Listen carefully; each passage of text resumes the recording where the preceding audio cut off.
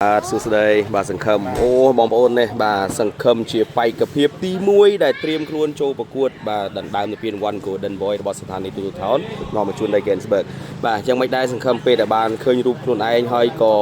បាទបងប្អូនរបស់យើងគាត់ថាពេលដែលឃើញការទួទាយនៅលើ Facebook គាត់ថាមិនក៏អត់មាន Club Saint Mountain ឥឡូវនេះមិនមែនត្រឹមតែមានទេគឺជាបេក្ខភាពទី1ទៀតសម្រាប់ខ្ញុំអារម្មណ៍គឺសប្បាយចិត្តបងបាទកម្មវិធីនេះកម្មវិធីធំបាទយើងក៏ប្រជែងឆ្នាំមុនបាទក៏យើងចូលរួមហើយជាពិសេសពានរង្វាន់ស្អាតបាទអញ្ចឹងឆ្នាំនេះក៏មានយើងអញ្ចឹងក៏សប្បាយចិត្តដែលបានចូលរួមបាទអូខេបាទសង្ឃឹមទេថាអាចយកបានតែវាយសង្ឃឹមឯងបងវាយអត់សង្ឃឹមវាយទេតែយកបានយើងមិនទាន់បាទអត់ដឹងទេណាបាទយល់យ៉ាងណាសម្រាប់ពានរង្វាន់នេះសម្រាប់ពានរង្វាន់ស្អាតបងបានគឺអរគុណសានៅក្នុងនេះគឺជាពីកសិកម្ម